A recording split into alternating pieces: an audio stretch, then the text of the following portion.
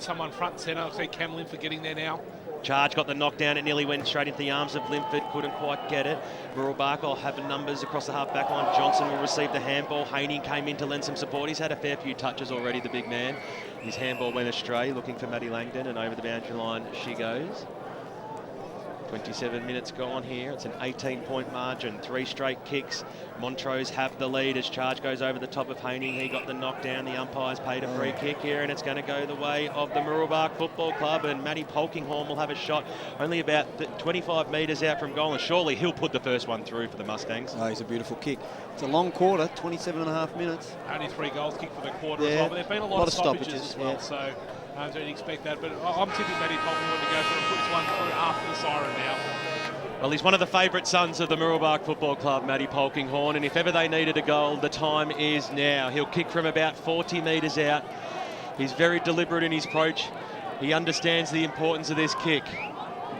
Matty Polkinghorn comes in now. 4 players on the mark. That doesn't matter because he's put this one over the post. It almost looked like it was going through, and the umpire said one behind. So a let off there for Montrose, but they have a handy lead at quarter time in the Division 2 Choose Tap Grand Final. The rain is coming down, but the football is still spectacular. Montrose lead at 3-1-19 at quarter time. Mooroolbark are only those 2 behind.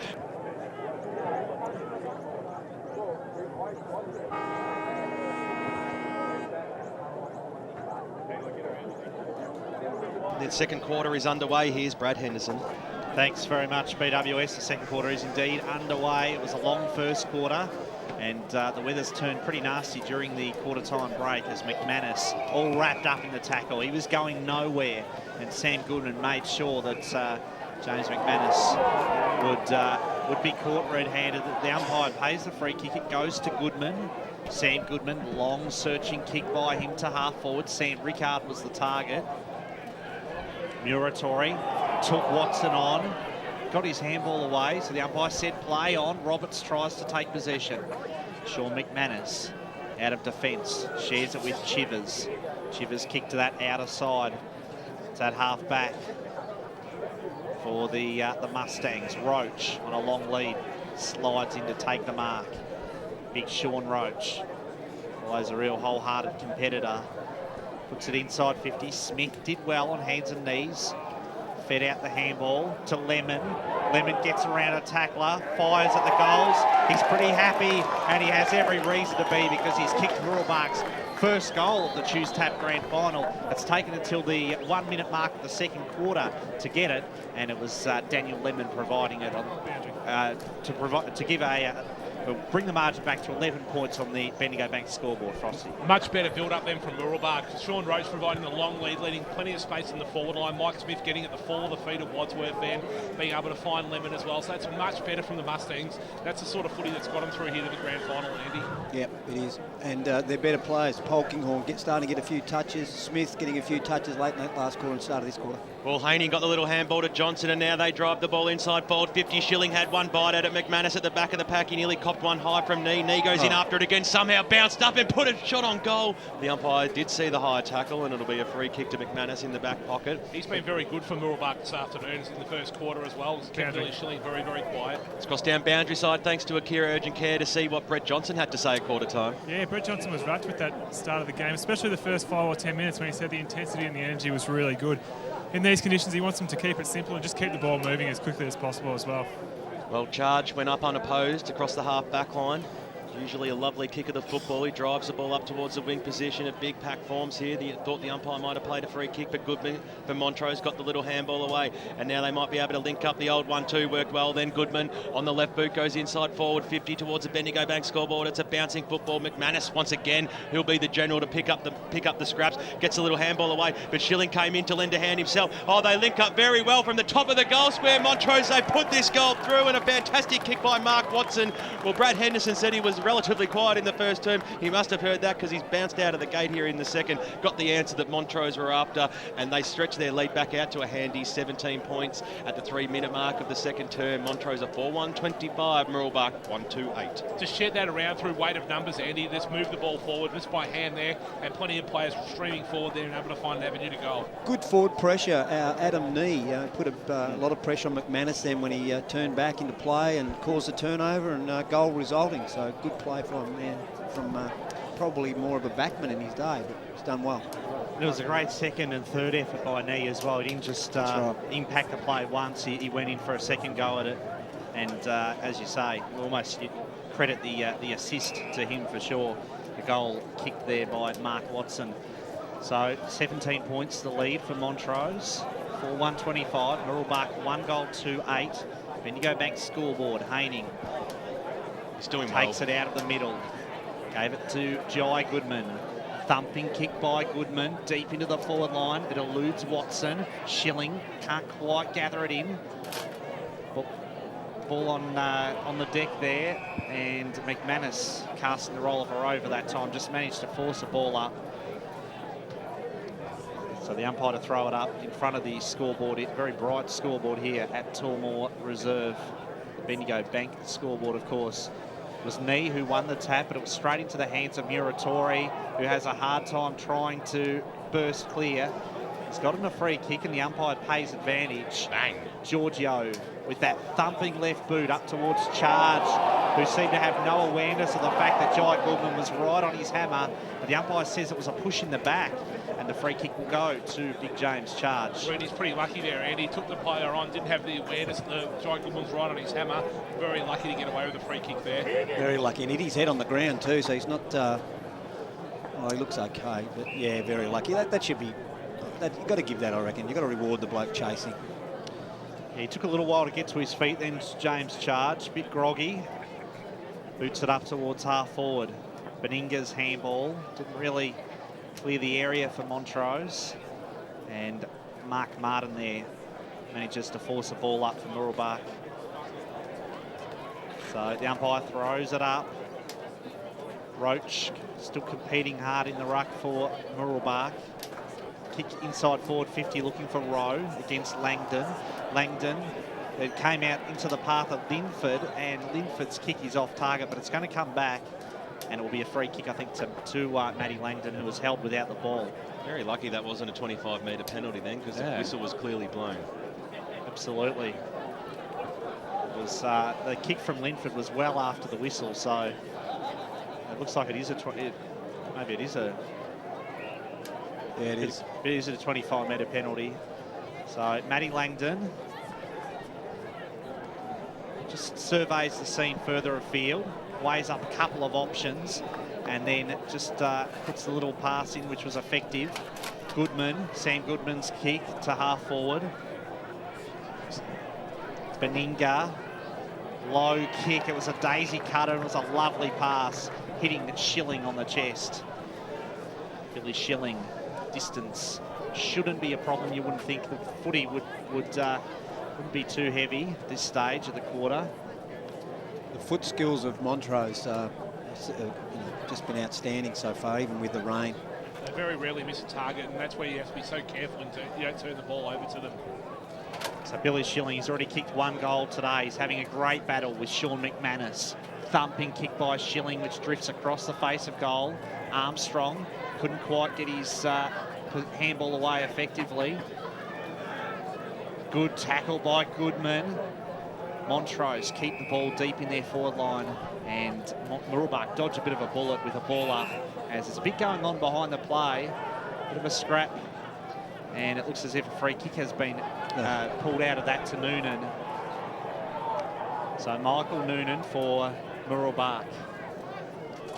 Up and under kick to half-back. Roach set himself for the mark.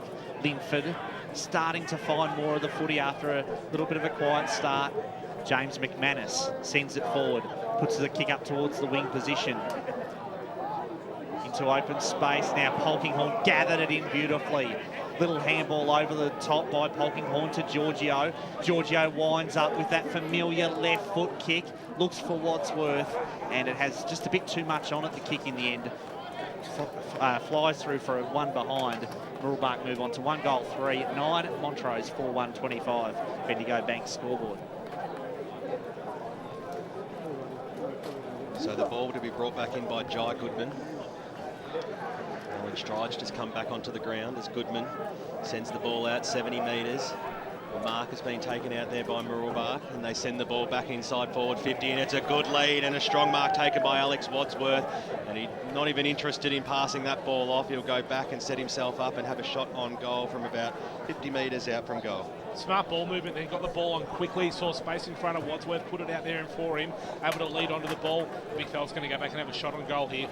It's a very important kick from Mooroolbark. Will he get the distance? He pushes it to the left-hand side. It stays left and it gets through for 1 behind. So another minor score on the board to the Mooroolbark Football Club at the 9-minute mark of the second term of the Division 2 Choose Tap Grand Final. They move to 1-4-10. They're 15 points behind Montrose, who are 4-1-25. Yeah, Montrose haven't wasted any time bringing the ball back in. It's already found its way out towards half-back. Thanks to Choose Tap, here's Grant Campbell. Yeah, that mark just then to Wadsworth was Mooroolbark's first mark inside 50 for the game. Montrose already had 7. So Roach against Haining.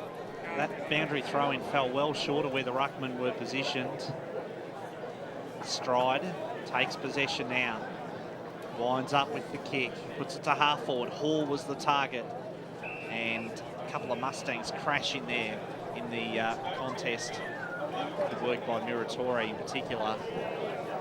15-point lead to Montrose. And Mustangs just stranded at the moment on that one solitary goal as Knee, a huge leap to come over the top, belted the ball forward. It was only into the path of Noonan though, but that's disappointing kick by Michael Noonan. Almost indicated he had no left side then. He tried to work the ball back and put it straight out on the full. So the free kick will go to Johnson. Playing coach, of course, for the Montrose Footy Club, Brett Johnson. Sends it forward. Hall again the target. Armstrong. Constructive handball to Smith. Smith's kick to the wing. Roach the target.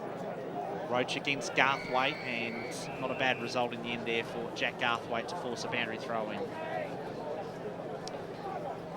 It's been a lot better this quarter. Roach being the more stay-at-home centre half forward, leading up the ground. They're looking for him coming out of defence. I like that setup much better from Mooroolbark. This time it's Matty Ford doing the ruck work against Rinaldi. Linford got it out to Lemon. Well played by Jai Goodman. And Goodman there just paddles it to the boundary line. He knew that he had no teammates close by, so was very content to find the sanctuary of the boundary. Another boundary thrown in front of the Trojan workhorse on the outer side of Tullamore Reserve. Murphy there on the deck, puts his body over the footy. Montrose doing really well on the stoppages, which is what they had to do. They had to control Mooroolbark's midfield, and they're doing it at the moment. Ford won the tap down to Martin. Martin gets a high tackle, gets a free kick for it. Hands it off to Linford. Now it's with Newman. Jeremy Newman's long kick to a one-on-one contest. Gave Polkinghorne a chance. Right. Montrose do well, though, through Langdon to clear, although the kick from Langdon only travelled about 10 metres. It's on wing position. Knee used his body well. Bell takes possession now for Montrose. Careful kick by David Bell. Hit Roberts on the half volley. The umpire says play on. Roberts' kick was a bit of an indiscriminate one. Knee attacks the footy. Great play by Stride. Dishes it off now to Bell. Bell has time to steady. Lines up the goals, but he's well and truly off target. And a minor score there for Montrose. Kick by David Bell. Montrose 4-2-26. Mooroolbark at 1-4-10. They gave the goal then to Montrose BWS. Now they've removed it. It's still a 16-point lead to the Demons. Half-time in the Division 4 Choose Tap preliminary final, and Forest Hill lead the Ferntree Gully Eagles by 28 points. So quite possibly another big upset for the Forest Hill Football Club this afternoon. Keep you right up to date with the around the ground scores. There are 3 absolute rippers as you go local for your football today, and we're at the main stage as the kick goes out towards the half-back line. The mark's being taken by Murphy. Now on the right boot, he'll wind around, and that's a beautiful looking kick too. Running out into space there for the Mooroolbark Football Club. Was the player in row, got the little handball across. That was okay. Linford gets it to Giorgio. He could almost snag this, Giorgio. He set sail for 50 metres and it just pushed across to the left-hand side. That's the one they were after, and that's his forte as well. He can't find the big sticks though. The Bendigo Bank scoreboard, 13 and a half minutes gone in the second term. Mooroolbark, they can't find the big sticks. 1-5-11. Montrose 4-2-26. He liked it as well off the boot there. He started to celebrate, but just faded away at the last minute to the left-hand side. Then they really needed that goal. That would have got him right back in the contest, despite how dominant Montrose were in that first term. Well, as the stats show, they're not getting forward thrust through and taking any marks. So they've got to find something from another avenue. And so Giorgio's long kick, that was the one. He's had 2 opportunities. It's crossed down boundary side thanks to Akira Urgent Care to Sam Gaston. There's a couple of blood rules here for the Montrose side. Andrew Nee is one that's come off, and Jai Goodman as well. So the ball brought back in by Bell, with Goodman not there to do the designated kicking duties. They've turned to David Bell, and that was a great mark by Jack Garthwaite in the pack. Doesn't waste any time, quickly moves the ball on to Petrarca. Wing position, Matty Petrarca, former deputy vice-captain of the Upper Ferntree Gully Footy Club. Goes short now to Rinaldi. Long kick, bit of a push out by Schilling. Hands seem to be in the back of Armstrong then. That's what Luke Armstrong's saying. As he should. Seemed a pretty obvious one. And looked like the 2 hands were firmly in the back of Luke Armstrong. But the umpire just didn't see it that way, or maybe he just didn't see it, period. It didn't see the hands. That might be that not 2 actions decision. Seemed very lucky then, Billy Schilling. Difficult kick. Oh, look at that. Lovely kick though. Gee, made it look easy. Billy Schilling has kicked his second, becomes the first multiple goal kicker of this Tuesday grand final, and Montrose go out to a 21-point lead, 5-2-32. Mooroolbark 1-5-11. Bendigo Bank scoreboard. And it just shows the value of how straight kicking can actually reap you so many rewards. But we've seen Mooroolbark have some chances, particularly late in that first term, early in this term as well. Montrose have taken their shots from deep in the pocket. They've still kicked goals, and that's why they enjoy a 21-point lead.